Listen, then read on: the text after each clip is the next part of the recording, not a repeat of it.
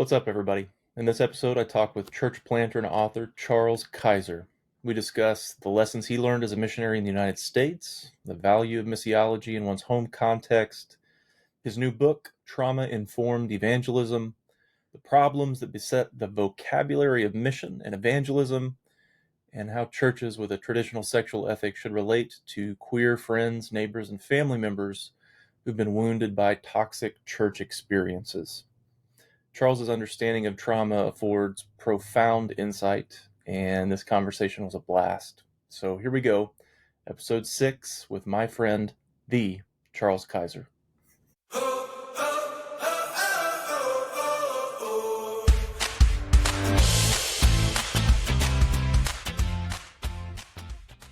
Charles Kiser, I am so pumped to have you here. Thanks for joining me. Thanks for having me, buddy. Absolutely. Glad to be here. We got all kinds of things to talk about. I guess I like kind of starting off with a little context, our background, and that kind of stuff. And so we were a year apart at Harding in undergrad, and then a year apart in grad school at Harding School of Theology in Memphis. Rest in peace. And then we've just had different occasions to collaborate on things, and so it's been really fun to get to grow up together in some sense and have parallel interests in mission and disciple making and church planting and all those sorts of things. And I've learned a lot from you along the way. So it's been really cool to just sort of be like, I need to find out what Charles thinks about this or what the approach is, and so deep appreciation for you, and I'm glad that gets to find an expression in the podcast. So yeah, where are you now? What's happening? Well, I'm literally in the basement of a Disciples of Christ church building. Okay. In the middle of Dallas, and existentially, that's a little more complicated to answer. But Perfect. The headline is in a lot of transition. Okay. So last weekend we had the last gathering of the church that we helped to start nearly 16 years ago, Storyline Community. And so, we've been, since COVID, the last few years of COVID have required lots of discernment for lots of churches. And last year was a big year of discernment for our community. And, I didn't see it turning the way that it did, but also feel like, okay, that it's sad and heartbreaking on some levels, and it was really good and beautiful, but also, there's everything has a life cycle, and there's a season for everything, and it seems like it's time for new seasons for a lot of us who are a part of that community. So, the flip side of that is that I am in the midst of kind of discerning, okay, how do I proceed vocationally with some of my interests? I have the blessing and the curse of having credentials in the religious industry, which don't mean a lot for bivocational work, and trying to figure out, is there a way for me still get a salary and help feed my kids and do some of the things that I really love and feel like are really meaningful and important? So, boy, that sounds familiar. Can you hypothetically resonate with that at all? So familiar. Yeah. Okay. Well, so we can commiserate in the course of the conversation, but if you would tell the story of Storyline, kind of walk us through those 16 years, and then I want to hear kind of what processing that is like. Yeah. So we moved We moved to Dallas in 2008. Our journey with Storyline really started a couple of years before when we moved to Dallas Fort Worth, partnered up with Mission Alive and the church planting ministry that kind of supported us, and a couple of partnering churches. And I helped to start Storyline in my late 20s. I mean, it was my first really full time thing out of seminary. I'd had a litany of internships and apprenticeships before that, Mm-hmm. but it was my first kind of big boy go, as it were. And I'm already idealistic, and I entered with all of that idealism for church planning and ministry and mission, and we're like, okay, this is our shot. We've got a chance to like create something here. I remember one mentor saying, don't use this opportunity to imitate somebody else. Oh, Pursue some innovation. And I was like, okay, I that is the permission that if I needed permission, I feel like I got some yeah. It's to it's weird how you sometimes feel like you do need permission. You need somebody to say like, yeah, go for it, do it. uh-huh. Um, yeah, and especially with innovation, like, am I just being young and impetuous Mhm. and trying to be contrarian, or is there really a need for it? Those And aren't mutually exclusive. Yeah. for sure, yeah, two things can be true: dialectical behavioral therapy. So yeah, um, so yeah, we started Storyline as this network of house churches or missional communities. Wanted to de-emphasize the regular public gathering and try to mitigate some of like the consumerism dynamics of church, Hmm. and really plow into forming and cultivating communities, and really having a presence in our neighborhoods, trying to be of service and trying to be open to connecting with our neighbors Hmm. who were non-religious, and who were in poverty, in particular, those groups of folks. And so Hmm. over the years, the story of Storyline is just a number of different iterations of that kind of community, clusters of these different communities, whether it was with homeless neighbors, or Iraqi refugee neighbors, or neighbors we met at the local bar playing board games, Hmm. neighbors in our neighborhoods, neighbors in the LGBTQ community. Um, just doing research and development missionally to try to imagine what does church look like in these different contexts, these different pockets of people. And as I've reflected back on the 16 years, I think one of the most delightful surprises. And somebody asked me recently. They said, "What? How are you different now at this juncture than you were 16 years ago when you started?" Hmm.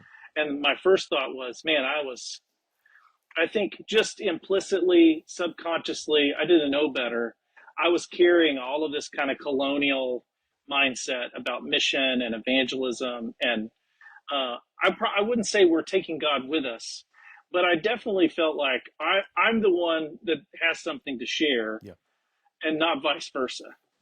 Um, and I have been consistently surprised to like encounter the fruit of the Spirit, the image of God, um, reciprocal kind of love and sharing in my relationships with neighbors who I had always kind of considered other, Yeah. whether it's refugees or socially displaced, homeless folks or queer folks, or atheists and agnostics, like consistently like finding myself almost embarrassed, like I'm so sorry that I had a low opinion of who you might be, and like that I was surprised that you would be hospitable toward me and loving toward me. And man, that just messed me up in the best of ways. Right.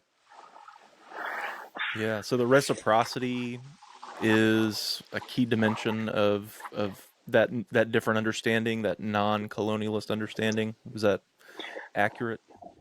Yeah, I think so. It's reciprocity. It is I don't know. I'm gonna get all excited and passionate about this, but I kind of have a thing about. I think some of my imagination and some of the missiological imagination more broadly about culture is just thoroughly critical, Mm-hmm. and that's the shtick, is that, and I get the broader theological foundations for that, Mm-hmm. the fall or sin or what, powers of sin and death.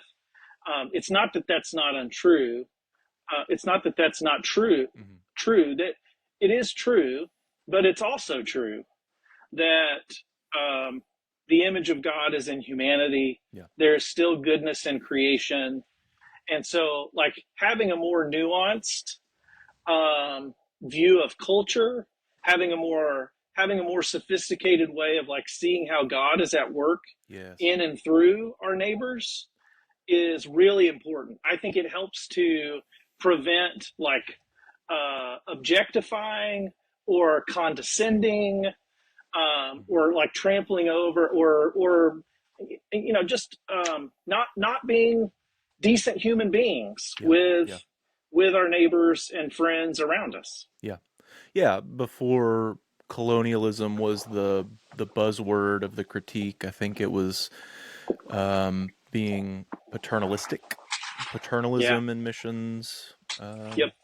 That just all kinds of variations on that posture that, as you say, both flattens our understanding of culture to an essentially negative one, and for me, I mean, even more importantly, the culture dimension is massively important, but even more importantly, that theological understanding that God is at work before us, beyond us, and in ways that um, there is that reciprocity. We learn, we are transformed, even as we see ourselves as bearing some kind of responsibility for what we have, what we've been given in Christ, what we've come to understand, what that thing that drives us to witness. Mm, That's not less true just because in going you sort of find God already at work in people, and they are a blessing because of that, both because of their created goodness and because God is ahead of us. And yeah. Yep. yeah, that's that for me too, man. I think that's a way of talking about that, maybe the heart of missional theology as such, but just experientially. I learned as much about. I'll say it like this: the studying mission. Well, so missional theology was developing sort of initially right around the time that you and I are finishing with our undergraduate degrees, Mm, and isn't a widespread understanding or a popular idea. And and so as I went into grad school, I don't know about you, but I just didn't have occasion to read a lot of that stuff. It was sort of there on the periphery. It's not like I went into mission work in 2008 with a robust missional theology. mm, But I had some good missiological orientation that was already pointing me in the direction of beware colonial posture, beware paternalism, those sorts of things. But really, as I came back later down the road to discover a fuller picture of missional theology, it was an experience of recognition of what I had already been experiencing in the field, of this sort of, oh, the Spirit's at work here. It's not me.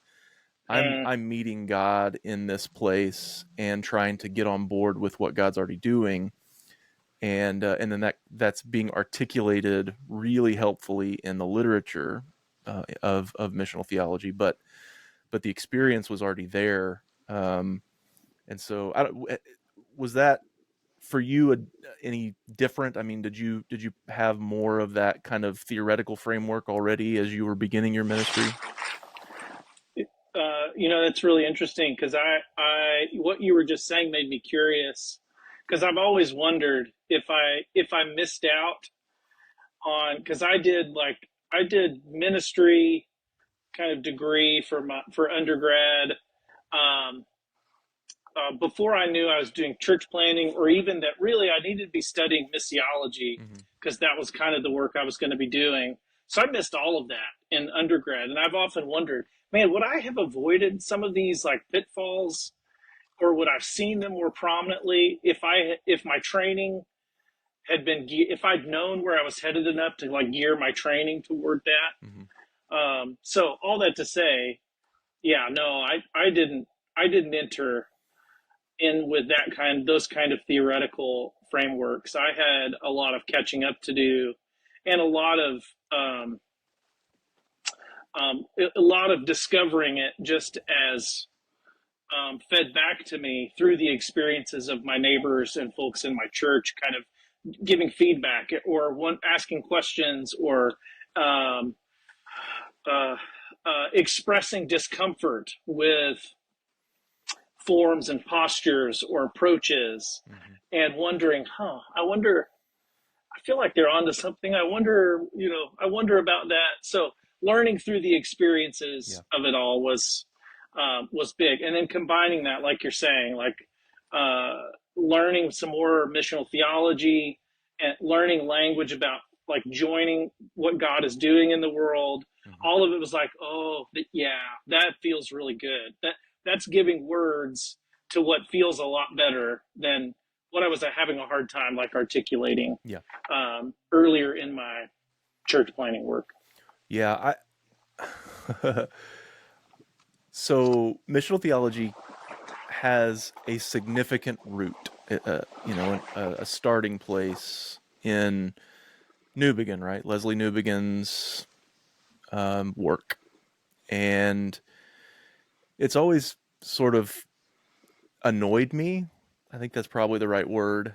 How much the missional theology that developed out of that really quickly was non-missiological, Mm, because the thing was, like, he was a theologian with years and years of cross-cultural mission experience, and he was the gist of what he did that I think kicked that first pebble down the mountain, was to bring missiology to a theological assessment of his own British culture, his Western culture, right? And so there's this missiological impulse to say, all right, well, if those things apply in cross-cultural situations where we've learned so much about our blind spots and our paternalism, and well, what about in our own cultures?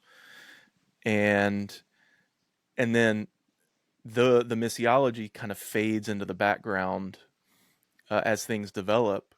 And so sometimes I'm in these conversations with people who are like robustly missional in their understanding of the church and ministry and so on, acting as though um, missiology doesn't have anything to contribute here. In fact, mission is the culprit, right? Mission historically is the problem. It's the mm, colonialist impulse, and we're sort of fixing it. I'm like, guys, the all of the stuff about evaluating culture both positively and negatively, and discovering God at work in places that surprise you, and all of that, like, that's coming out of missiology is so important for the mm, church precisely because that's what bore this into existence. mm. The, Missiology, in that sense, being critical reflection on the experiences of participation in what God is doing.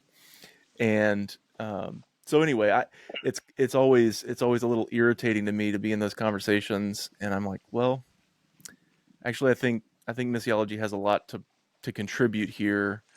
There's all kinds of problems, and but yeah, it's curious to me sometimes. For Yeah. for so for me, yeah, it was the case that even an undergraduate level of missions training prepared me significantly to go into a situation with this self critique really centered.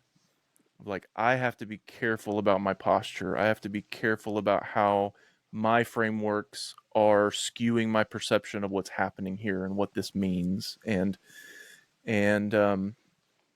that that helped me transition really um, seamlessly into a missional theology per se, because missiology does tend to be theologically deficient in a lot of Hmm. historical iterations, right?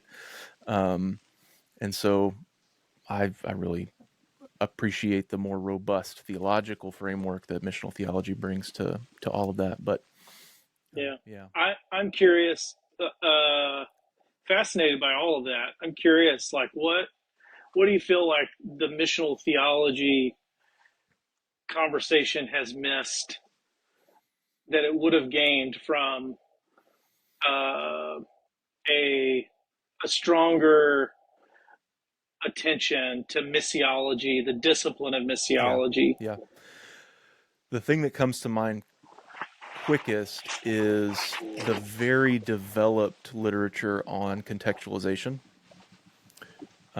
where the tools and perspectives that animate cultural analysis, and not just the adaptation of the forms of life of the church, or even the articulation of gospel, but I mean even more so like the the way we inhabit our own cultures and our own predispositions, and the way that we sort of get behind those assumptions. I mean, that's so much of the difficulty, is that um, what we talk about on an analytical level is pre-understanding, and if it's a pre-understanding, that means that it's underneath and making possible the ways that you go about understanding. And so how do you get down to that fundamental level of self-critique? So and the metaphor we often use is lenses, right? How do you change your lenses if they're almost built in? Because even the process of doing that is done through those lenses, right? You can't escape yourself, your perspective. And so philosophically, the idea of reflexivity, the ability to do that kind of deep level work, is it's an understatement to call it a major dimension of missiology that I think missional ecclesiology, that literature, often just ignores. I mean, it's as though it's tainted by the healthy critique of the kind of evangelicalism in particular, although contextualization, um, the word comes out of Catholic missiology initially, and so it's not just an evangelical thing, but the critique of that sort of what's perceived as a colonizing impulse to say, I know the truth and you need to know it too, and I'm going to, you know, all of that gets that's the baby with the bathwater, right? All of that gets tossed, Yeah. um, and I think that's really problematic, because there's a lot of good theory there. Yeah. Yep. It's really interesting to reflect on my own. I think sometimes on my own experiences in a North American context where, I grew up in this cultural context and have sometimes envied global missionaries or church planners who are in different cultural contexts where maybe the cultural differences might be more glaring, Mm-hmm. or at the very least, there's no sense of pretense Yeah, that there's not something to learn, yeah. because you're going Uh, into this foreign environment. And I think um, part of the trickiness of American church planning, especially 2000s and 10s, was just, I mean, there was some speak to cultural analysis, but there's this subtext of, I mean, this is our backyard. I mm-hmm. mean, we Mm-hmm. know we know this context, and yet, um, man, I embodied this Yeah. in my early church planning. I was like, all right, our cultural analysis will be, let's look at demographics Mm-hmm. and you know, these 30,000 foot high kind of lenses. And I planted a church out of books I read. Yeah, as much as as much as anybody else, I just had a certain set of books that's right. I was planning them out of. Yeah. So I lacked the. I mean, I aspired to practice cultural analysis, Yes.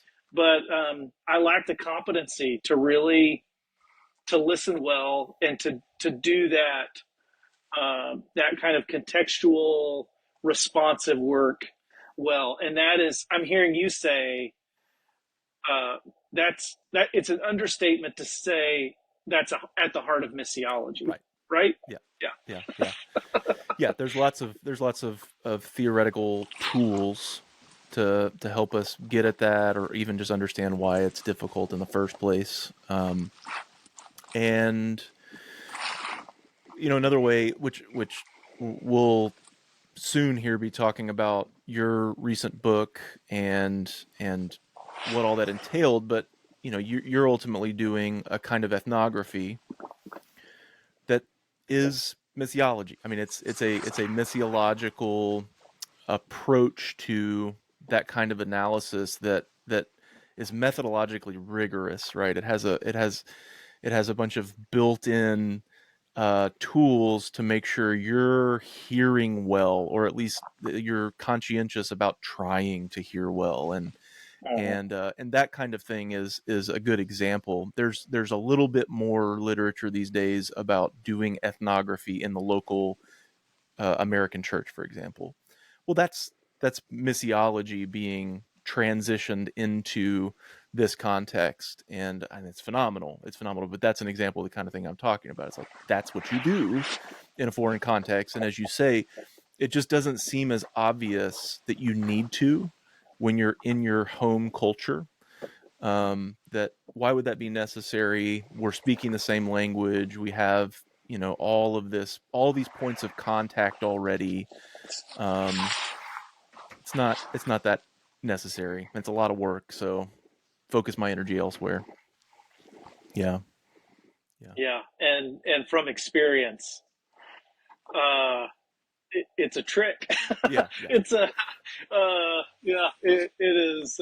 There's more to it than that. That Absolutely. is true on some levels, man. But there's yeah, there's so much to learn and discover, Hmm. and see and unsee and see differently. Even in my one city or suburb in the United States that is very familiar to Yep, me. yep. Um, it's mind blowing. It has been mind blowing. Okay, so that's a perfect segue into your project. And so the book is Trauma Informed Evangelism: Cultivating Communities of Wounded Healers, and you co-authored it with Elaine Heath, and I got to talk to you guys with Martin Rodriguez on the Missiology podcast. But there's so much to talk about. There's plenty that we didn't get to, and I'd love for my listeners to have a taste of all of this and know what you're about there. So out of the context of storyline, you perceived the need to pursue this question about evangelism in relation to people that are traumatized in some sense. So walk us through it. What is that about? Mm-hmm. Um, yeah, this is kind of it's a great continuation of what we've been talking about already, and kind of even stumbling into these discoveries and surprises. We had just moved to a new neighborhood and wanted to team up with another family to start a missional community. And so we visited a bunch of places in our neighborhood, the park, and an art festival, and trying to find the social hubs where folks met around us to just see, okay, what does it look like for us to get to know our neighbors, to love our neighbors here, to be a spiritual community, the way that we've tried to practice that, for all of these years in Storyline. And we went to a local bar that had a Sunday night game night, and playing these strategy games that I had never heard of, and I admittedly was intimidated. Um, I'm not um, I'm not analytical by default. I'm not a software engineer or a CPA or whatever the I can do strategy and mechanics and all of that, but I was feeling I'd rather do a happy hour and Yeah. just talk, Yeah. right? Right. Right. But so we went, and we were just we were so warmly welcomed and taken such good care of. The host sat us down and could tell we were inexperienced and taught us a game. And we were like, we want to go back there. And so we just started going back. I mean, there's probably on any given Sunday night 30 or 40 people that are there. Um, and we just, a handful of us would go back week after week.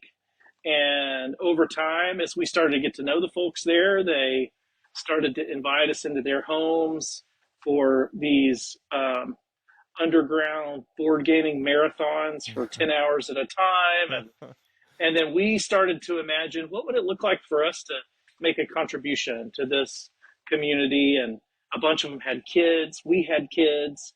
There wasn't anything at the moment for families to like come together and bring their kids and do stuff with games and food. And so we're like, we can do that. Mm-hmm. So we started hosting this Friday night board gaming thing, and we would pack 50 people in our house, and 2/3 of them were from this, board gaming community. It was just a blast. But in the midst of that, I was learning ethnography, doing some doctoral research, and I wasn't looking for it, but I was, just asking questions about what just try as a sociologist, trying to learn what makes this community tick, what's the architecture of this community and culture, and asked a question about spirituality. Like, is there anything spiritual to you about this community? And most of my friends are in this network of people are self-described atheist or agnostic, Mm-hmm. and they predictably said, "I'm not sure how to answer that question. I don't really know how that category." But um, while I'm at it, could I tell you about some of the terrible experiences that I've had in church? Um, and almost every single person I interviewed of those 10 people had something to share that was inspired by this seemingly unrelated question. And so I was like, whoa, okay, there's something here. Mm-hmm. This makes me curious. And I ended up, kind of framing my doctoral research around experiences of religious trauma, and interviewing a broader swath of folks, both in Storyline and in this board gaming network, about their lived experience with uh, harm in religious context or motivated by religion. And that took me into trauma studies. It took me into curiosity about how all of that works, and it also, because I'm a minister and a church planner, got me to thinking about, okay, well, as I'm learning these frames for trauma, um, what does it look like to love my neighbors well, Mm-hmm. who carry this, even very viscerally in their bodies? How can I be a healing presence instead of just contributing more harm to their experience of religion or God or whatever? And so when we finished that project, Elaine was kind enough to say, hey, I would be happy to co-author something with you so we can get this out into the world. Mm-hmm. And that's where the book came from. Okay, so tell me, why is it evangelism rather than relationship or ministry broadly? Because that word carries with it the idea of, it's a conversionistic impulse. Um, are you trying to figure out how to deal with trauma so you can convince people more, more readily about Jesus or something like that? I mean, what's your understanding of evangelism in relation to this? Um, sorry about that. Got a little thing pop up on me. No worries. Um, all right. If my phone's going to keep blowing up unless I tell my wife not to keep pinging my Apple ID. Because I don't know how to keep it from showing up. You know the little code it gives you, allow or don't allow. Yeah. I don't know. Are you a Mac guy? Yeah. And then it gives you a little code. Yeah. Mm-hmm. She's going to keep doing that unless I tell her, Yeah. hey, please, I'm in the middle of a thing. And Um, so while we're on a bit of a pause, mhm. I think your table's bouncing a little bit. Oh, So your camera, sorry. no, it's fine. I don't Yeah. want you to be stiff, but Yeah. you, I won't put my hands on the table. I can do, I can stop doing that. Thank you. Um, okay. So, good question. And I'll just admit, I hate the word evangelism. I hate it. why? I hate Say it. say So, why. because it's just so many terrible things Okay. are done Okay. in the name of evangelism. And on some level, I'll be honest and say, I know this isn't a private conversation, but there are some real limitations to having the word evangelism in the title of a book about religious trauma. Yes. Like, Yes. it's almost, um, I mean, it risks obliviousness. You know, it's like, did you learn anything Yeah. about Yeah. religious trauma Well, I actually think that's to why name a book it's so much more interesting because of that. Because you're not actually, if we grant that there is a positive, healthy understanding of Christian witness, and that to share the gospel, to evangelize, in other words, is what that's about in Christian parlance, then the question we have to answer is precisely, is it possible, and how would one evangelize without traumatizing, evangelize people who are traumatized? I mean, I think it's like right on point, but I understand it, maybe even from a marketing perspective, it's like, should we? Yeah. Well, because admittedly, there are going to be the book is written for church leaders, Yeah. for seminarians, for kind of ministry leaders, and secondarily for survivors. And what I've heard, a lot of survivors see evangelism and they're like, hell no. Absolutely. And I get that and I respect them. Like, yeah, that's a good point. Maybe there are some other books that you can get this kind of info from. Yeah. But even from church leaders and faith leaders, they're like, I don't think this is my kind of ministry because I don't know. I kind of discarded evangelism a long time ago Right. because it's toxic and problematic. And so just the glimpse of the word is like, yep, this is a different framework. And I get that too. But what you're describing, I mean, in my better moments when I'm like, yeah, no, there's something to this project, and framing it in this way that it is essentially, I don't know if it's possible. It's probably not possible to reform the word, to unload it of all of its baggage and harm, but it is an attempt to say, um, there's an alternative way of imagining Yeah. how to share and embody good news, how to do the thing that really evangelism has been co-opted and hijacked by some other terrible things, and it's unfair to the true sense of the word, to say that it's tantamount to religious trauma, even though at the same time it is tantamount to religious trauma Yeah. for a lot of people. Yeah. So like trying to navigate that Right. and to imagine an alternative that is healthy, that is non-coercive, that is life-giving and not death-dealing. That is that's the line. That's the attempt we're trying to make. Yeah. Precisely the same conversation about mission, right? And Yeah, and I mean, that's right. historically, you called it mission if it was foreign, and evangelism if it was not.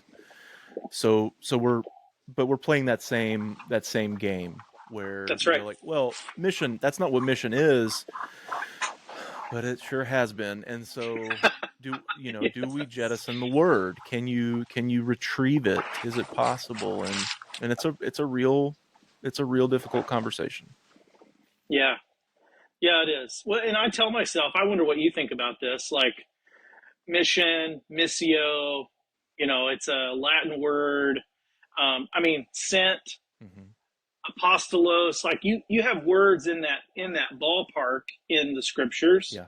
Same with evangelism. Like there's no, I don't know. I could be wrong, but like I can't think of evangelism as a word appearing in the New Testament, though evangelizo, or sharing good news or preaching the gospel, got all the words in the ballpark of that show up. So I don't know. I wrestle with, like, at what point do we make up some other words based on scripture, Yeah. the way that evangelism and mission have been made up based on scripture, because those carry too much baggage Yep. Yep. and harm in them. I don't know. Yeah. How do you navigate that? So this has been a major conversation over years in the Forum on Missional Hermeneutics that I'm a part of at the Mm, Society for Biblical Literature. I mean, we've had sustained and vigorous conversations about whether missional is viable as a term, because it just doesn't get us far enough away from that colonialistic baggage.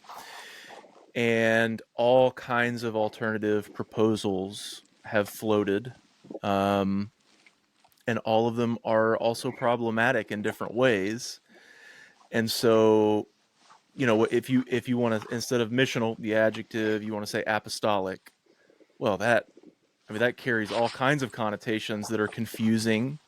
If you want to revert to the language of sending, it's pretty clunky in English. It doesn't you can't form the same kinds of sentences really with that language.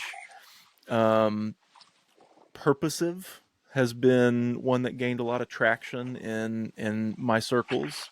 I think it's useful, but still too broad. It's helpful in the course of formulating the idea when you're writing or something, because mission is, of course, about God's purposes. But for me, and this doesn't necessarily apply to evangelism as much as it does to mission terminology, I really want us to stay not just connected to, but like overtly beholden to the Trinitarian theology of the Missio Dei that was the impulse for so much reform, and really is at the heart of missional theology and missional ecclesiology specifically. Um, so I want us to. It is a Latin phrase, and it does, that alone carries with it these elitist connotations. Why are you using a Latin phrase? That kind of thing. But it's because it's a tether to a theology that was articulated in those terms. And that theology is really what does the restorative work. And so I'm just so far unwilling to use a different word because they don't keep us closely connected to that Trinitarian theology. Um, Now with evangelism, I if I could figure out how to avoid the word and say the same thing, I would. And of course, witness has been the leading contender in this literature, and I like it a lot. It's very very helpful, and useful in most cases. But then when you start talking about the good news specifically, right, and what it is to share the good news, this message about Jesus specifically, it's awful handy to have a word that means that. And gospelize is awful. Um, and and you just can't turn good news into a verb in the same way.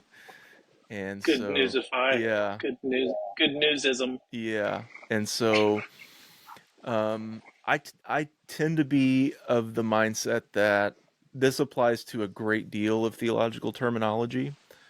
Mm, Um, if you're gonna jettison that word, why wouldn't you also jettison other words that are subject to misunderstanding? And that's pretty much every word, even the word God, right? When I say the word God in a context, it doesn't mean what I mean by it. It means what we understand by it. And mm, so when I use the word, I have to go on and clarify what I mean. Inevitably, I have to say okay. more, and that's just a part of the inevitable hermeneutical process of coming to understand one another. Yep. So I try to lean into that inevitability with a lot of this terminology, and at the same time, I will definitely avoid certain terms in certain situations because the cost benefit ratio doesn't make sense. I'm not gonna have the opportunity to clarify. It's gonna shut people down, which goes precisely to the heart of your research and what you found. Um, so does that that's kind of where I am, you know. Yeah, that's helpful. I mean, it is on some level unavoidable and inevitable that, I mean, no matter what the word or words are, all this conversation kind of reveals both the power of language to um, to carry and espouse imagination, and also the limitations of language. That language evolves. It's shaped by a community of interpretation.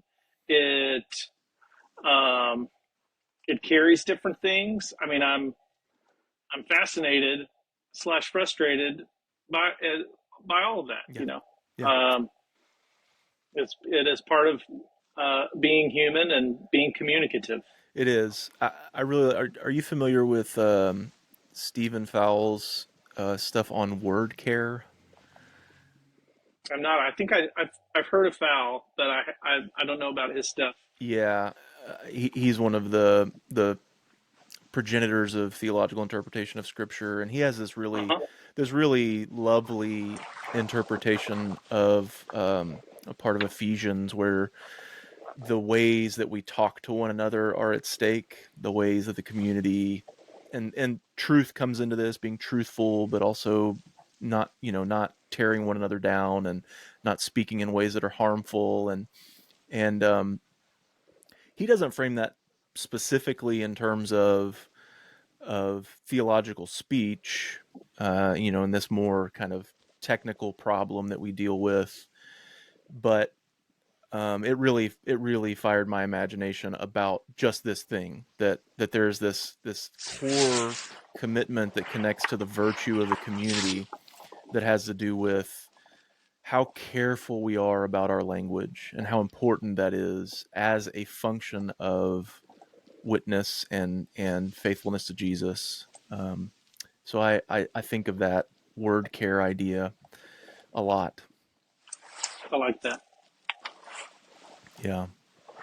Okay, so what did you find exactly? What did your ethnography, these conversations with your friends reveal? Um, it kind of the high level of the kind of interview data showed different sources of harm or different ways that people were harmed.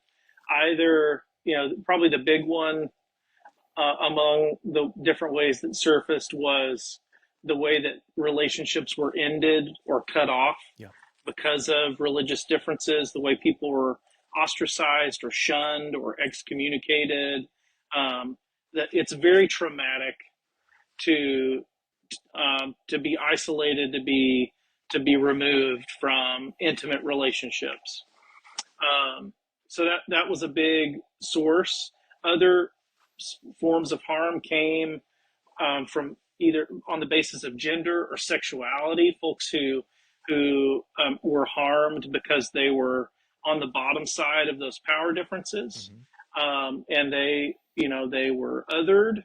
or uh, um, spoken harshly to, or mistreated, or refused connection and opportunity on the basis of those parts of their identity. Um, there is the classic uh, just abuse of pastoral power that was sometimes in these other sources of harm, but when a pastoral figure, a faith leader, is vested with too much power and not enough accountability um, or connection, and that person abuses their power. These folks were on the receiving end of that in several cases where pastors abuse their power and harm folks in various ways. Yeah. And then finally, one that was interesting to me that trauma studies really had a lot to say was just the degree to which people were harmed by being close to someone who was harmed. Mm. They were not the direct recipient of the harm, but they were a friend or a family member, or they were in the environment and they bore witness to it. And the weight of the harm, even as a bystander, even as a close friend of someone it was happening to, was heavy and hard enough that it hurt them. Yeah. It hurt their relationship with God. It damaged their perceptions and relationship with the church. Mm-hmm. Mm-hmm. And in trauma studies, I think we hear stories like that, and I did, and we thought, oh well, it's not as bad as Yeah. it actually happening to you, Yeah. and it's I understand you being frustrated about it, but like you could have ways to I don't know work through that and Yeah. get past that. But in trauma studies, there's this thing, secondary or vicarious traumatization, where folks who are close to those who are experiencing trauma can start to carry trauma themselves by virtue of hearing the stories or witnessing the experiences, and their bodies are carrying that in the same stressful, kind of heavy ways that would be true of somebody who directly experienced it. Mm-hmm. Which, goodness, um, is a little terrifying, and also opens up all kinds of compassion for um, for folks who might be otherwise afraid to say, "I really have a problem with this. I saw this, or I saw these things take place," in fear that they would be told to get over it or something. Yeah. Yeah. Okay, so there, I want to camp there for a minute because, to be honest, I came to the book with an existing critique of the language of trauma that's pretty prevalent in our culture now. Uh-huh.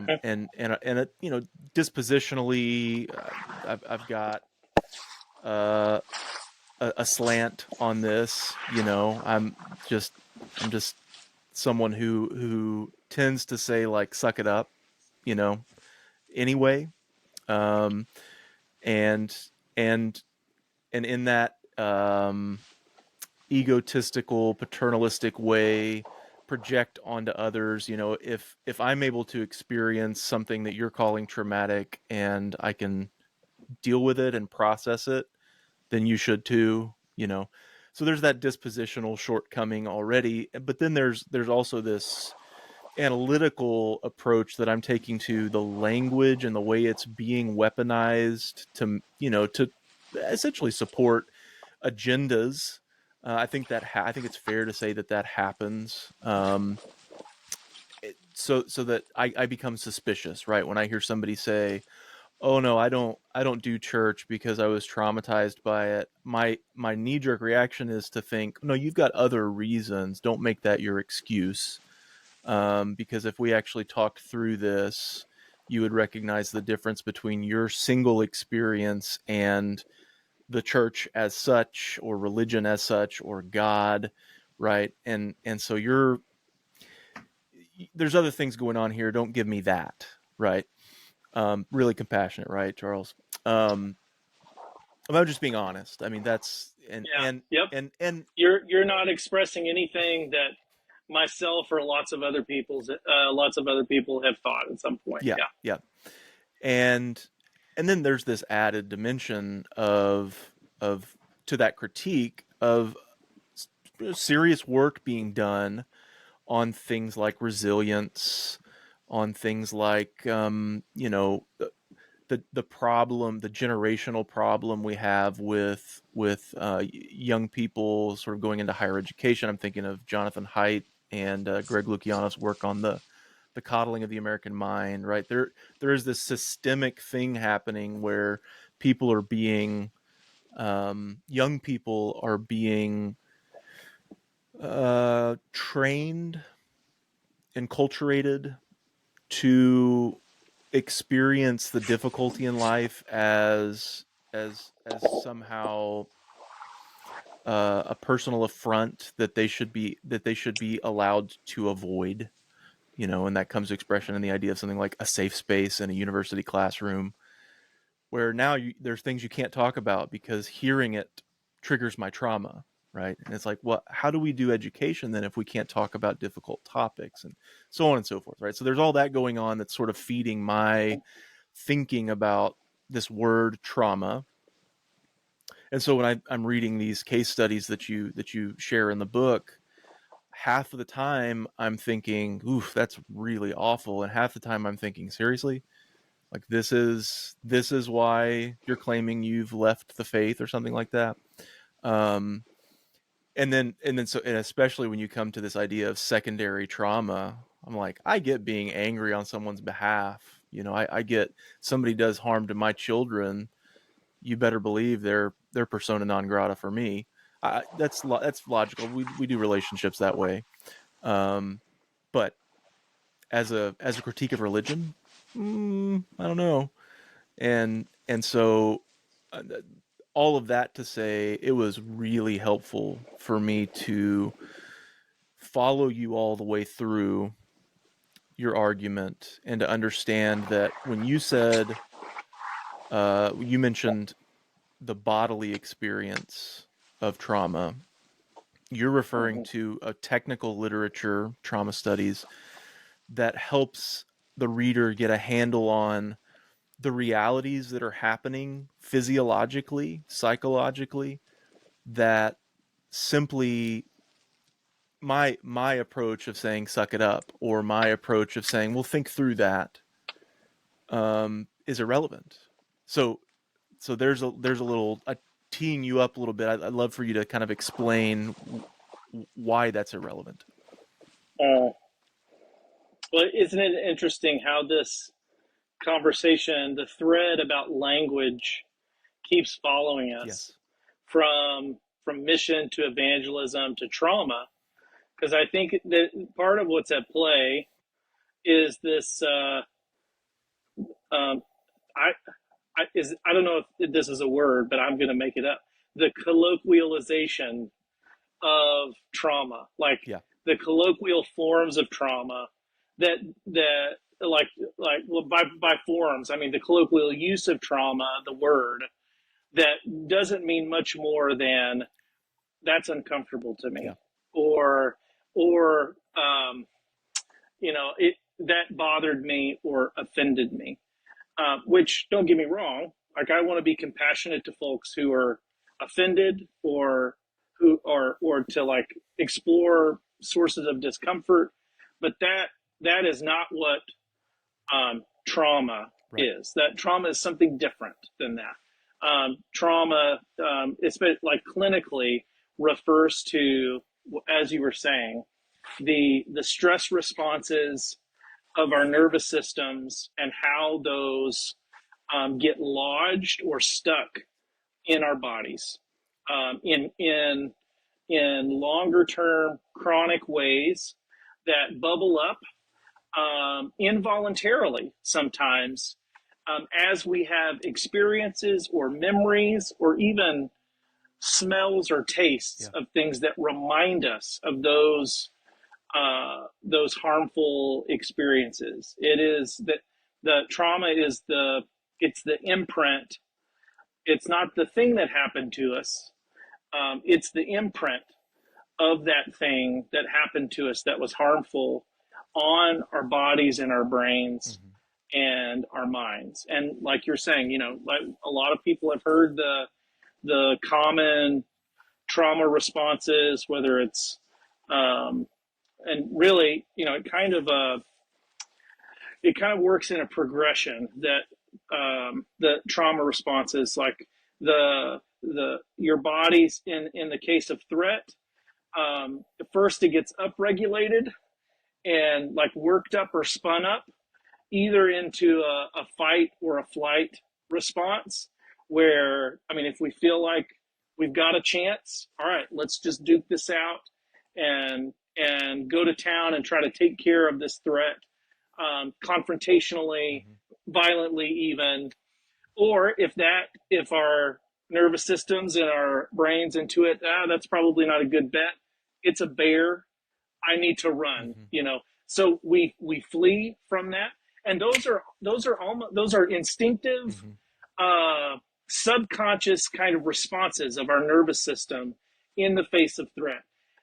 If the threat is too overwhelming, if the bear has already got us by the leg, our bodies go from that upregulated to to freeze or shut down, where we zone out or we dissociate.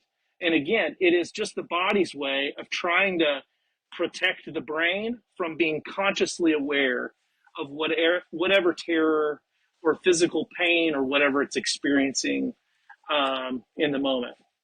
There's another trauma response that's called fawn, FAWN, and it's like I guess it would belong up there with fight and flight and freeze. It's like an appeasement Mm. attempt where maybe we don't want to flee or we don't want to fight, but maybe if we're kind enough to the source of harm or abuse, they'll calm down and they won't hurt us or leave us alone. And so we pander to that and try to please that out of protection or whatever. Mm-hmm. All of those are manifestations of the way that this imprint can come out to play, um, years after this harmful thing that has happened to us, or um, not even a single event. Then we could talk about complex trauma Mm. and the way that we're not just only traumatized by single events. We can be in an environment that's like the drip of a fountain over time, Yeah.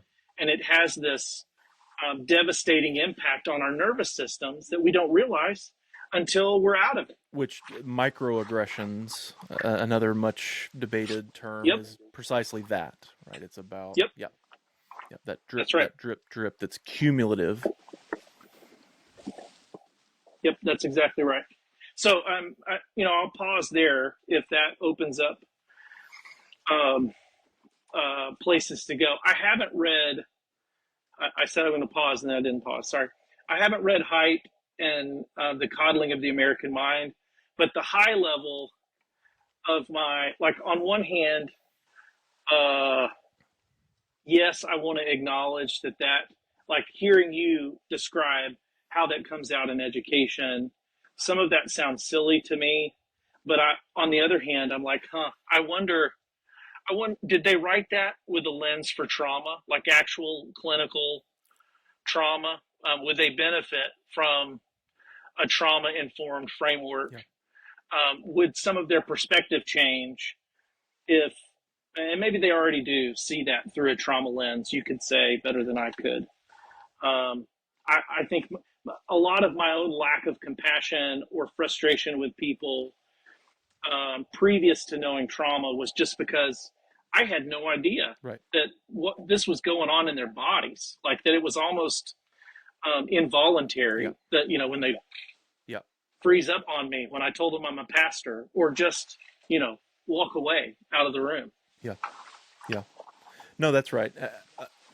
It's it's interesting that the another word. There are all these words that are associated with this conversation. The trigger, right? And again, popularized, like trigger warning. This is gonna trigger you. and and the difficulty being that there's this message sent out on a broad scale that things that offend you or things that are difficult to hear should trigger you. Like that's, there is such a thing as being triggered, and so are you triggered? And now everybody's very conscious of like, am I being triggered? Um, but the reality is, what you're talking about is a physiological response that a word like pastor creates this unstoppable response in the brain and the body Mm-hmm. that relevant for evangelism makes it impossible to hear, Mm-hmm. right? Like our conversation can't happen like it might have now because Yep. you're responding in a way that your trauma has made inevitable. And and so for trauma informed evangelism, for this was a big takeaway for me, and there's a lot to take away, but just to highlight this one, what you're talking about is you can't have conversations with people, you can't have spiritual conversations with people if you're just stepping all over those triggers, and you're oblivious to the fact that it doesn't matter if you're perfectly nice. It doesn't matter if you're having the most hospitable kind of dialogue. It doesn't matter if you're presenting the gospel in the most winsome way. It doesn't matter, because once you Mm-hmm. hit that trigger, they can't hear what you're saying. And that's a physiological and psychological fact that Yep. people who are concerned about having real conversations with their friends really ought to take into account. Right? I mean, Yes. that's one of the Yes. things that I took from is, Greg, don't be such an ass, because it doesn't matter how reasonable or kind you are. That's beside the point, Yeah. right? It's helped me too to not take it personally, and to not like immediately jump to um, this person is doing something mean or rude to me, or what am I doing wrong that's eliciting this response. It's helped me to be a little more curious, to be like, that seemed out of the blue, or that seemed like a really strong response. I wonder what's informing that. Mm-hmm. I want, so it helps me to be easier on myself and whoever's across from me. Yeah. Um, which, yeah, I mean, that's a better way to walk through. It's been a better way to walk through the world. Yeah. Um, Yeah. And as for how Haidt and Lukianov would respond to your question, I'm really not sure. I mean, they are not uh, concerned with the the trauma studies sort of approach to these issues, and I don't know that they would be that they would have a problem with adding that layer of consideration.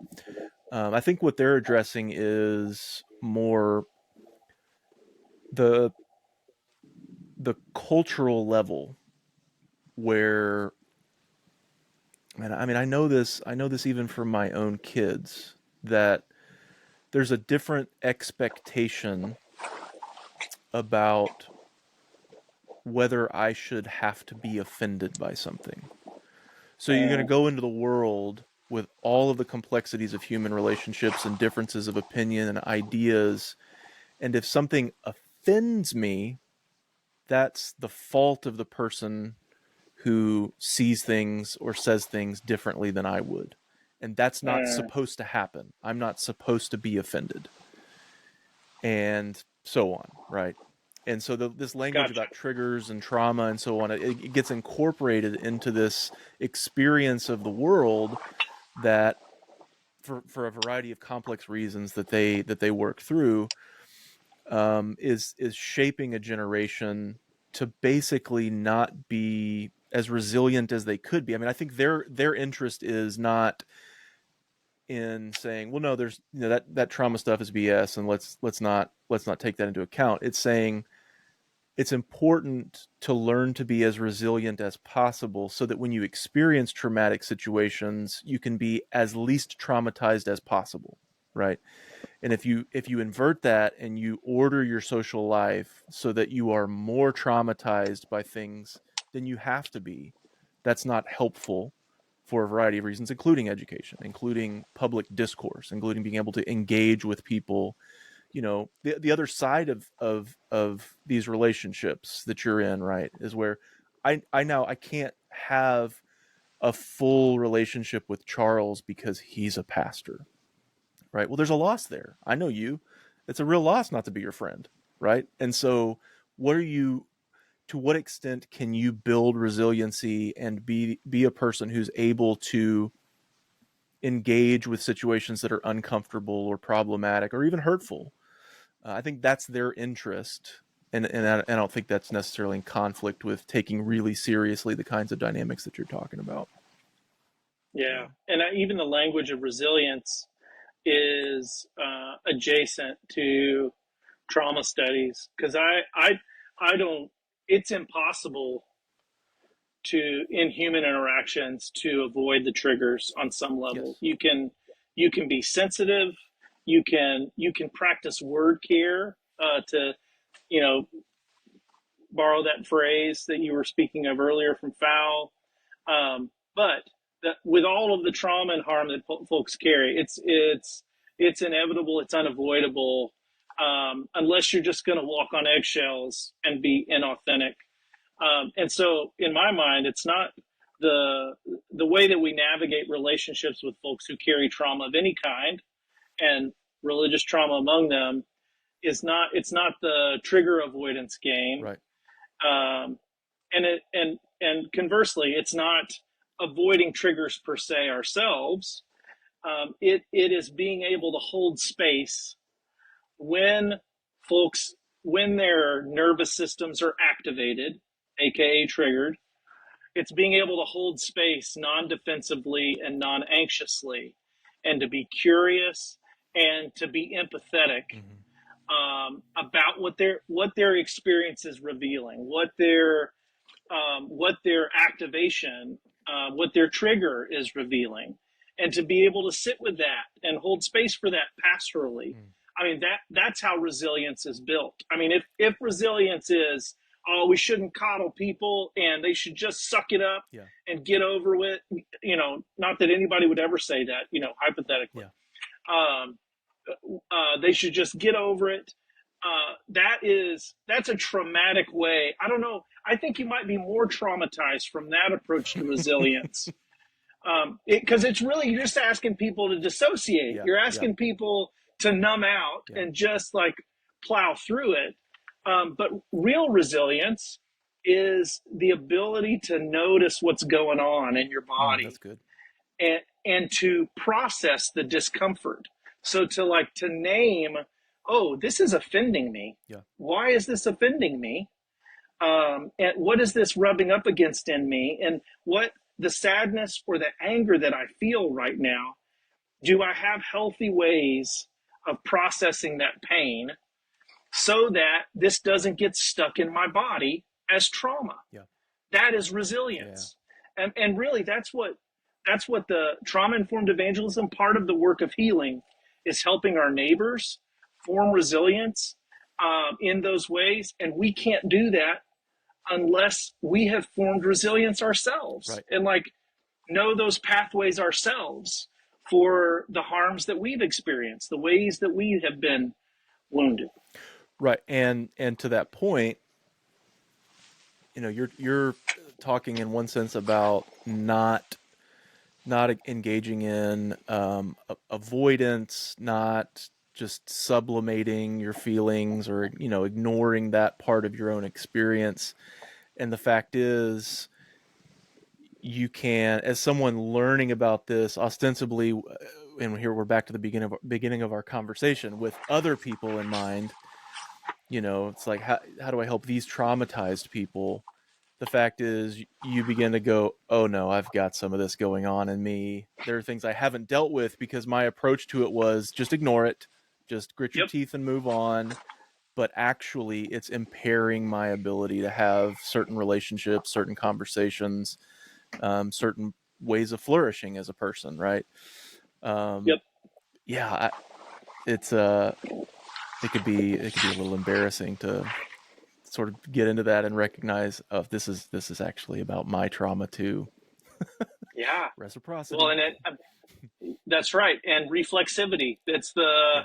It is the way that I'm impacted and impacting the environment that I'm in. I mean, that was absolutely true for me. I've been reared in the emotional culture of kind of fundamentalist churches of Christ, where obedience and compliance are really high values at whatever cost it takes to get Yep. there. And I learned how to play that game and win at that game like a champ. Yeah. And so my own emotional awareness, it didn't dawn on me until partway through my research, and really it was a moment where I was interviewing someone, and I think this may have come up in our conversation with you, Elaine and I, when we talked to you, Mm-hmm. maybe. Mm-hmm. I was interviewing one of my friends, and I made the mistake of interviewing three people back to back to back, and each of them had really heavy stories. And I just lost it at the end of the third one. Yeah. I didn't give myself enough space to process, and I just start crying in front of my friend. I'm like, I'm so sorry. This afternoon has been really heavy. I don't know why I'm doing this right now. And, she is caring for me. Yeah. And Yeah. I'm like, Charles, it's okay. Uh, and, some of that is the secondary dynamic, but some of it was my own, it was activating my own experiences and trauma that I had to be like, oh my gosh, part of my draw to this work, part of why I'm so interested and curious is because I have all of this religious harm. It split my family system. It's ruined some of my relationships. I've been condemned to hell by family members. I've seen my dad get beat up emotionally, interpersonally by elders Mm-hmm. in the church. All of that is coming to the surface Yeah. for me in the midst of this research, and I'm like, oh, this may be about how I heal from this stuff too, and not just how can I help my friends, arm's length distance kind of thing. And really, at the end of the day, Greg, I think that's like 90% of the work Yeah. is is tending to our interior and learning from the inside what that healing, what that terrain is like, and processing it. Because if we can do that work to walk with our friends um, in that similar work, it will be intuitive Yeah. to Yeah. us. We'll know what to do because we have been down that road Mm-hmm. ourselves. Yeah. Um, well, I don't remember what I was going to say. So, yeah. It's interesting in the book that I feel like I don't know if it's my favorite chapter, but I feel like the last chapter I wrote in the book about contemplative evangelists really kind of strikes on this issue. Like, what is the interior work that we have to do to hold the pain of others? Mm-hmm. It's it. When I was writing it, I was like, okay, I need another chapter. What's that going to be? And then after writing that chapter, I'm like, oh, this is the crescendo. Yeah. Yeah. This is where all of this leads, is this kind of work. So much so, first here on this podcast in public, it's inspiring the next book project, I think. We've been talking about resilience, and I think that's the next book project, is to take a similar angle on resilience studies as the follow up to trauma studies. And I mean, it connects to deconstruction and Yep. reconstruction. It connects to trauma and healing. It connects to not only how do I love my neighbors, but also how do I heal and grow myself. Yeah. And like, I'm excited, like, to reflect theologically about that. Like, Yes. what does pneumatology have to say about resilience? Mm. So anyway, that's some of where I'm heading, and I'm excited about it. I think there's something there. Well, yeah, I'm excited about it now. This sounds really good.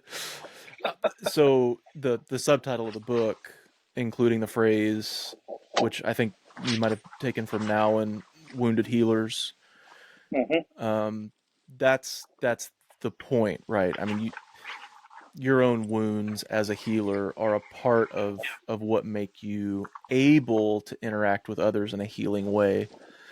And boy, that's foundational. It Yep. really is. Um, I want to ask about how this bears specifically on the church's posture toward LGBTQ folks, because that played a major part of in the stories that you were telling.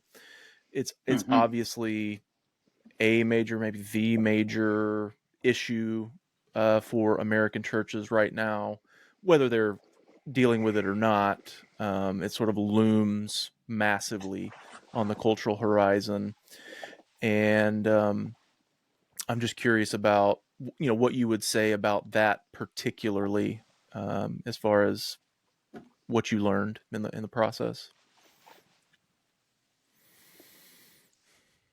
Yeah, I think about uh, Henry's story and growing up in a what he calls a Fox News evangelical church in the Midwest, Mm-hmm.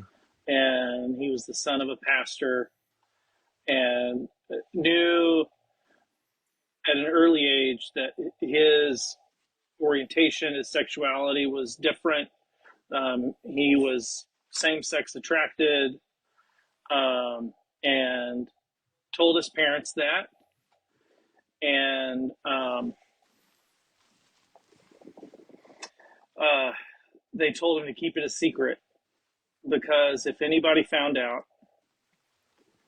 uh, his dad would lose his job and might not be able to get into ministry again anywhere else. Yeah.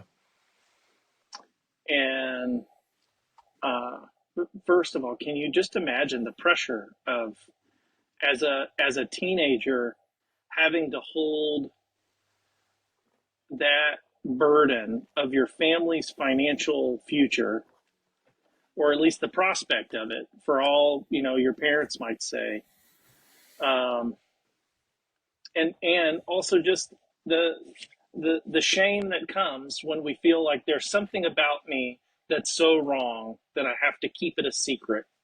I can't talk about it. It Mm-hmm. has to live in the dark. How difficult and hurtful that is. But then add to that, uh, he spent 15 years in reparative therapy, conversion therapy environments, where he desperately wanted to change and prayed and prayed and prayed and met with was part of Exodus movement adjacent stuff, and got more than a decade into that work, and his therapists and counselors and mentors in the ministry he was a part of essentially admitted to him, we have kind of known all along that we haven't really believed it was possible to change your orientation. Um, we have just been going through the motions with that, and then feeling, for Henry to feel um, lied to and betrayed, and also just devastated that this the thing that I've been pursuing to try to get right with God or to change myself or whatever, that wasn't possible. I mean, the way that it translates for him is into deep self-loathing, um, into suicidal ideation, into the loss of connection to spiritual community, the loss of faith, all of the symptoms of complex trauma, Mm-hmm. He's carrying those in his body and in his mind. And I don't care. Okay, let's notice we have theological differences that are out there about sexuality, about LGBTQ, about what is or what isn't God's intention, regardless of your sexual ethic and your theological imagination about sexuality.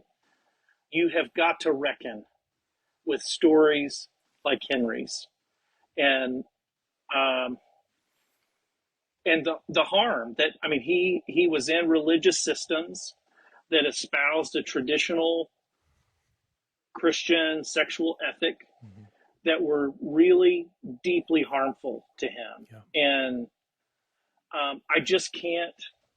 can't dismiss that. Uh, I feel like it has to be reckoned with, and I want to leave space for folks to discern that. But I feel like the um, what I hope doesn't happen is that folks will dismiss it or turn away because they want to carry a traditional sexual ethic, and um, uh, that kind of closes the case on whether or not this was harmful for Henry and for Dirk and for Ruth, for all of the queer folks in my interviews. None of that really matters because um, we have to have the right doctrine about it. And I think that's right. I don't think that's great theological method, honestly. Right. I don't think that's great hermeneutical method. Um, I feel like those stories we need to reckon with. Those stories need to be accounted for in our sexual ethic, because in those cases, in the cases of so many queer folks in the American church, the traditional sexual ethic, in one way or another, has borne a lot of terrible fruit in the lives of queer folks. Yeah. And I had to reckon with that personally, in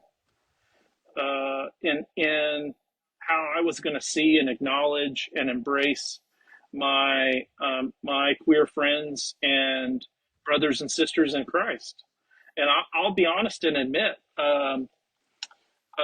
this research on religious harm pushed me out of silence about it. I have the privilege as a cisgender, heterosexual, straight white male to I'm in the mainstream with all of that, and so I can kind of avoid the problematic conversations by virtue of that if I want to, and I just can't anymore. Like the environments I'm in, I'm not going to get fired for talking about it, so I'm not carrying that weight or anything. But I just can't be silent about it anymore. The harm is too great. There has to be a different way. There has to be different imagination in some form or fashion.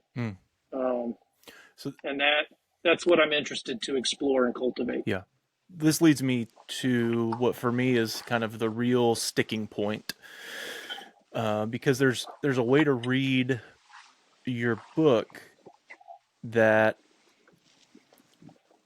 infers that holding a traditional sexual ethic is itself traumatizing to people.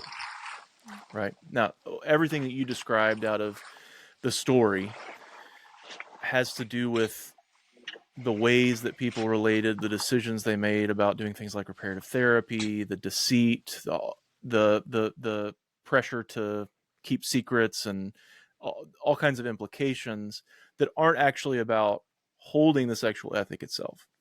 But this is an example of the kind of thing that I worry about on the larger scale level, where ultimately all of this leads to is the conclusion that by espousing a traditional sexual ethic, a church or a Christian is harming people who are sexually different, right? And I think that's really problematic personally. I'm curious what you would say about that, because I want to think, and I'm not even saying anything about where I am personally on this issue, but out of, I don't know, respect for the great tradition of the church with, 2000 years of significant consensus on, say, homosexuality, the morality of that, of practicing a homosexual lifestyle. Um, Even if one holds a different position on that, I want to say, like, it certainly has to be possible to grant churches with a traditional ethic the ability to hold that and articulate that without being guilty of traumatizing people. And I'm curious if you would grant that, or if you would say there's actually, the fact is that having some positions these days is itself ethically compromised, that you're going to do harm Mm, to people just by having that viewpoint or that opinion.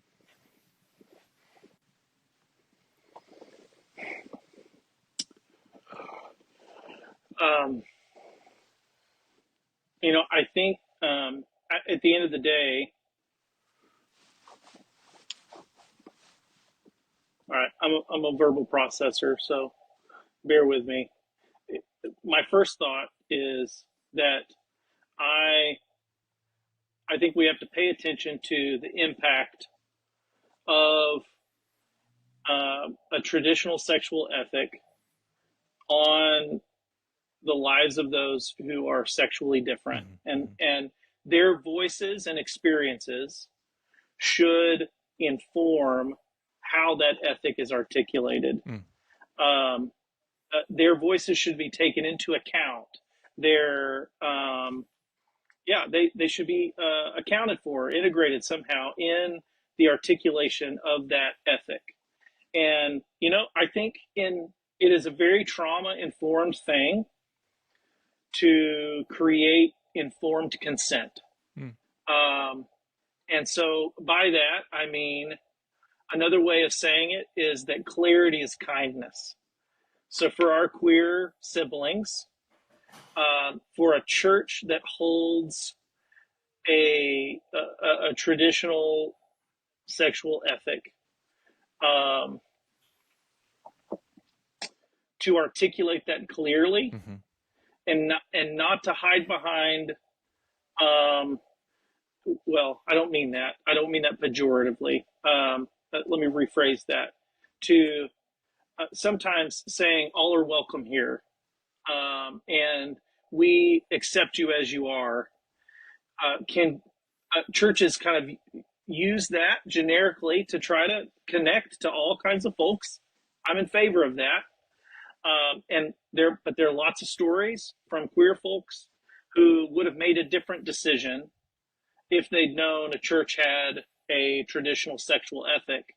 And they get into that church and they get involved with that church, and they hit a ceiling in that Mm-hmm. church where they realize, oh, I can't be a ministry leader, or I can't be a member.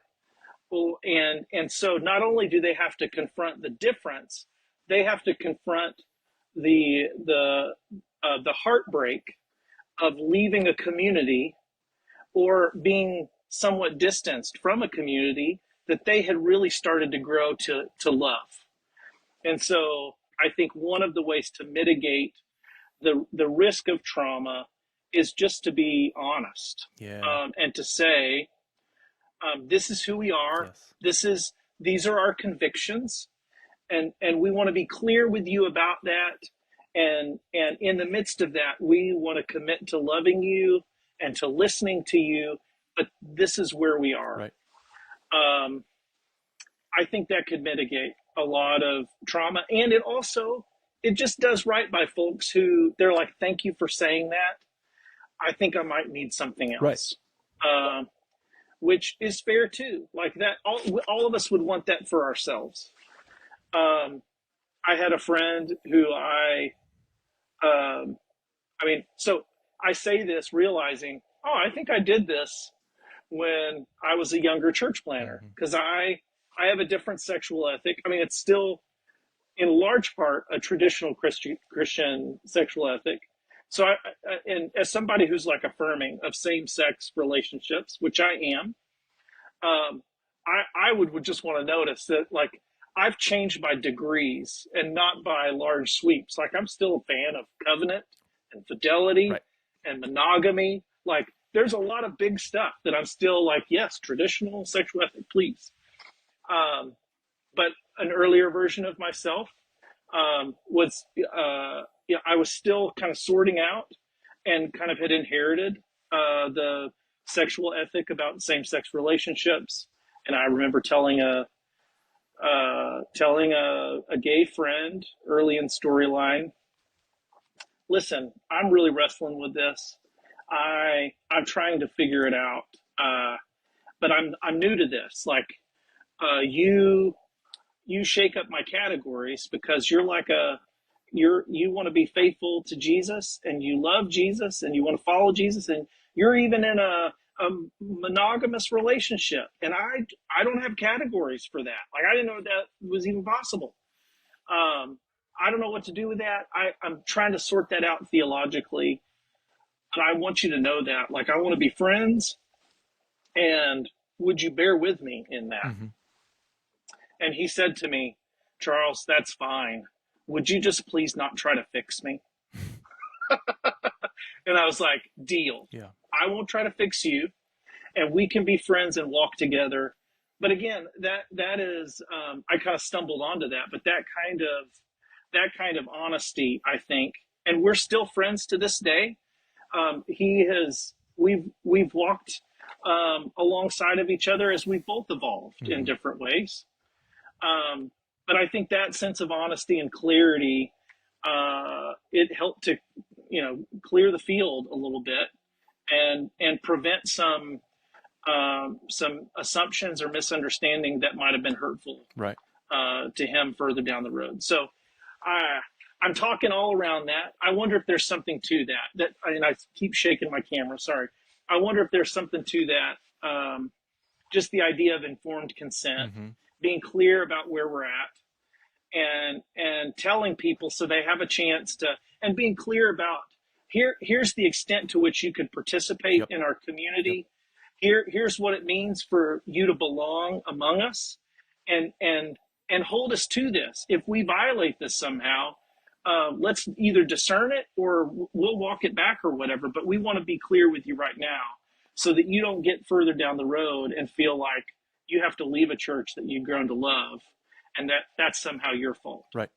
No, I think that is perfect, because that honesty piece to me is a big part of the problem. That that we're not, when we use the language of everyone's welcome, this is a place where we practice hospitality, we love you the way you are, all those things. We're not being careful about our words. We're not actually conveying the message that is most important to convey in these kinds of relationships. Because, I mean, churches with a traditional sexual ethic, the same thing applies to a homosexual relationship as it does to an extramarital relationship, right? We have boundaries, and we like to get along without really articulating those. We kind of want it to be the case that we don't have to. We don't have to say, well, if you're living with someone and you're not married, then there are things in this church that you're excluded from. It's like, we love you, we want to welcome you, but the fact is, this is a hard line for us, right? We can't affirm that, well, if you want to live in an extramarital affair, then that's fine with us, and you're a full member here, so you can do X, Y, and Z. That's just not the case. And the same applies to other dimensions of sexual ethics and other dimensions of all of the other ethics, right? There's lots of human behaviors that, when the church says everyone is welcome, what they mean is everyone is welcome to participate in a community that follows Jesus according to this understanding of obedience, right?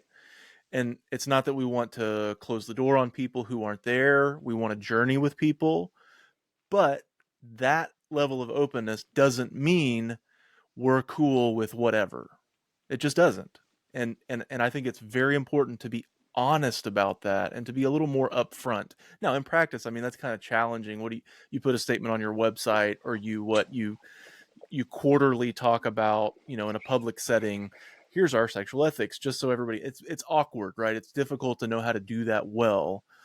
But it's necessary if we're going to love our neighbors well, to be clear about what we mean by welcome, what we mean by accepting, right?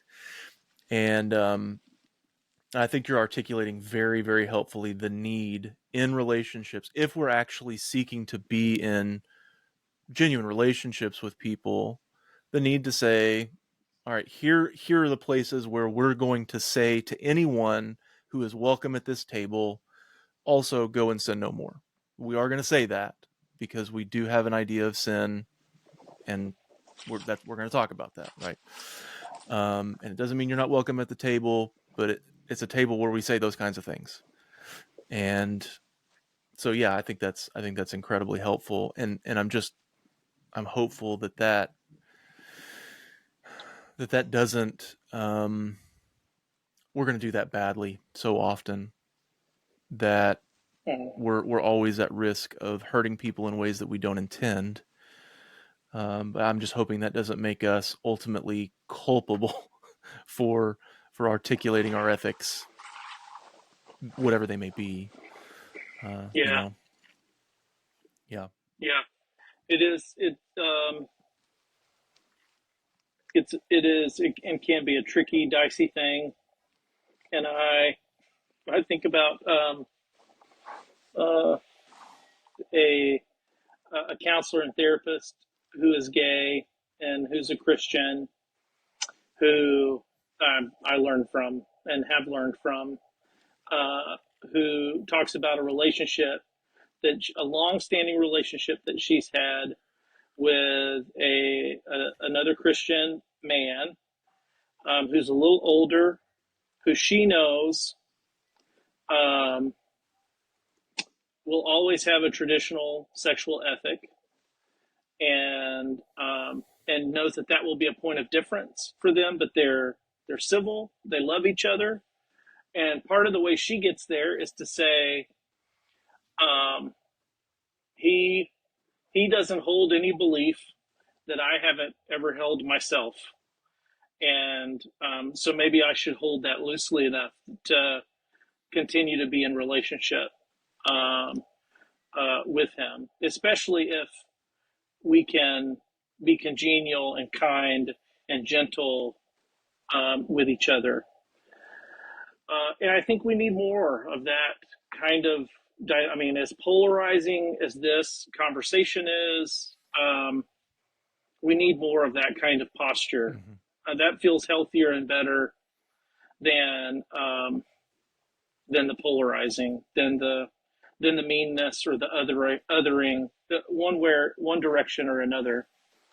But it's really difficult, and it's fraught because there's so much pre-existing trauma that is brought to it. Yes. That it could just be a minefield of triggers, and you put that on top of just the really rationally difficult conversation that it already is. Right. And damn, That's what I'm thinking. I mean, that's that's what hard. I'm listening to myself try to articulate this concern and thinking, to what extent is this missing the point? Right. Which is that you're talking about trying to relate to neighbors who are already traumatized by these various experiences, and the burden of the conversation, the utility of working through your research and your writing is not about sort of trying to figure out how the church can still, like, gently hold its traditional position. It's about, how are you going to relate to these people, Like that's the burden. That's the question that you need to figure out how to answer. How are you going to relate well? Mm, Um, and centering that, prioritizing that. So I'm processing verbally too. I'm just trying to work through what we do with this, um, yep. as churches that, you know, there's so many of us, so many churches that hold a traditional position on this, and because of the difficulty of this, essentially just say nothing, just don't talk about it, Mm, and so then you've got church members or visitors and friends who they kind of silently disappear because we don't know how to talk about it. So mm, I'm really grateful for your contribution to teaching us to speak well and think well in the midst of this kind of complex difficulty. yeah. Well, what you're saying too brings to mind that, I mean, part of the way we relate to folks is to realize that because of their experiences, the likelihood of them ever stepping foot in our church building Yeah. is probably really, really low. And so if we're going to meet them and get to know them and learn how to love them, we'll have to be their guest. That's right. We'll have to meet them in the neighborhood. Yeah. Yep. We will have to meet them in a space where we don't have the power to say what the statement of belief is in Yes. that arena, because we're not in control of that, because we're a guest in that space. Um, I think that is it. It invites the church out of its Yes. doors, and into its neighborhood as a guest. That's right. That's right. And by the way, I just want to exuberantly agree with your statement that we need to be reading scripture and thinking about God in these because of these relationships, right? I mean, that's that for me. That's the gist of a missional hermeneutics, which um, takes seriously what we were talking about at the beginning of the conversation, that God is at work in these neighbors, and our relationships with them they reshape the way that we understand Scripture and God and so on. Um, and so, of course, if that's what we're talking about, we're not talking about our queer church members or people who would, for some reason, identify in that way, but also come into our church. That's a very small Mm, number of people we're talking about. We're talking about mm-hmm. And they are there whether we know it or they are not, there. right? Yes, Like, I'm not yeah, yeah, dismissing that, but I'm saying that yeah. this posture and this outlook is in large part, as you say. So in my context, it's about uh, our relationships with the homeless neighbors that we serve, with the people that are coming out of incarceration.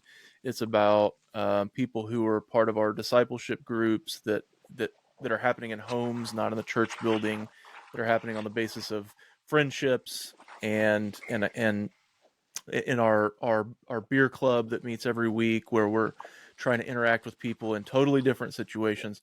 Those are the relationships that are really that need to be informed by this and be the ones that then reshape our experience of worship and biblical interpretation and all the rest. And I just absolutely agree with that. I mean, we're so much on the same Mm, page there, that I would encourage our listeners to uh, imagine those relationships as the space where this conversation matters the most. Not that it doesn't matter a yep, lot in the church proper context, the whatever that means, church proper. I don't know what that means, yep. but yeah, The the yeah, confines of church facilities and where the church is the host.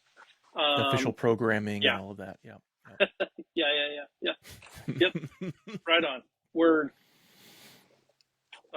Yeah, I think you're right, and I think there is some. It's that perspective is a little jarring for the hermeneutic that I came out Oh of. yes, That kind of holds in suspicion, or, I mean, really, it's a cultural product too.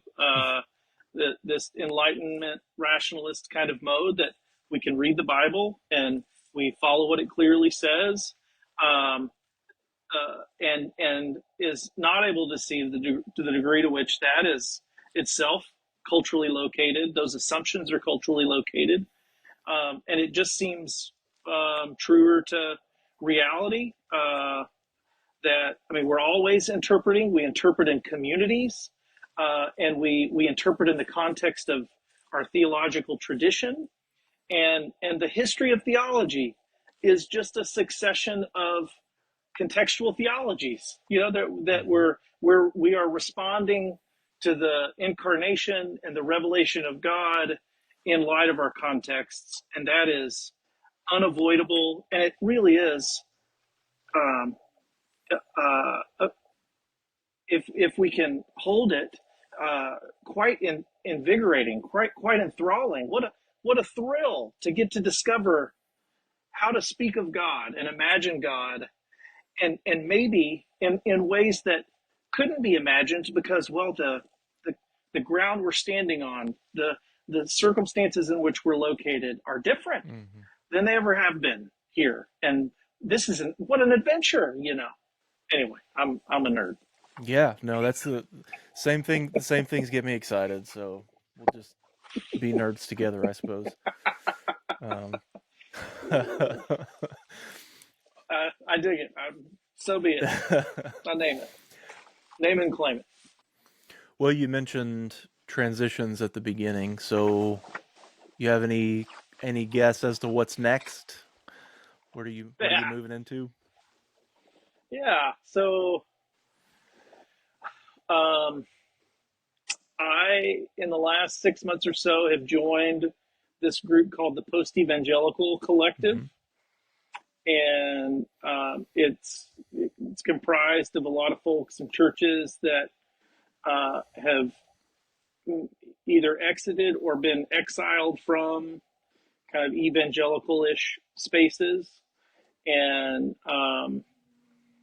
so, as you could imagine, there's some harm from religious contexts that is carried in the midst of that, and I love the value set. The value set is for the way of Jesus, full inclusion, holistic justice, deep and wide formation, and what I like to call not don't be an asshole, or be kind and gentle, kindness and gentleness as a posture. Um, I saw those values and was like, those are my people. I love that. Yeah. Um, that seems like the way of Jesus to me. So we linked up with them, and they're kind of organized regionally, where different cities are starting to kind of gather people around this value set. And interestingly, like, mainline folks are connecting to it, and um, Hmm. non-denom independent folks. I was like, ooh, this feels very Stone Campbell. We Yeah. have all these different kinds of Christians getting together, and wanting to be Christians in the way of Jesus. And so, all that to say, um, we are, I think it's okay to say, oh, I don't know. I might get, well, we can decide later about what to include. I think Yep. there's, what I can say now is, I think there's some opportunity to do some of the trauma informed work, with faith leaders and with survivors in the midst of this collective of people, that I think are particularly receptive and aware that, and wanting to engage this kind of work in their lives, in the congregations that they are part of.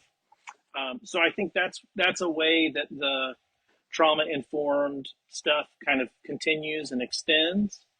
And then locally, I'm trying to figure out ways to um, come alongside of um, faithful innovation and new expressions of spiritual community, I coach a couple of church planners in the area, and I'm connecting to some other denominational entities that are enough of our values align Mm-hmm. along innovation and mission that maybe there's some ways for me to work alongside of them, um, and help new expressions of faith community kind of crop up in different forms and functions.